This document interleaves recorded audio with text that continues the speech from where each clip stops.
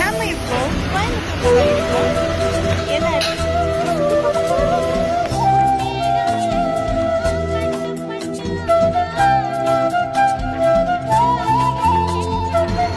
எல்லாம் ரெடி ஆயிட்டாங்க.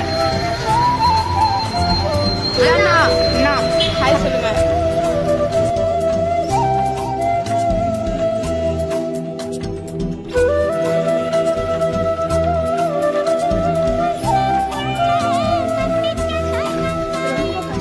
இந்த கோவை குற்றாலத்துக்கு வந்திருக்கோம். ஆனால் நாங்கள் நடந்துட்டே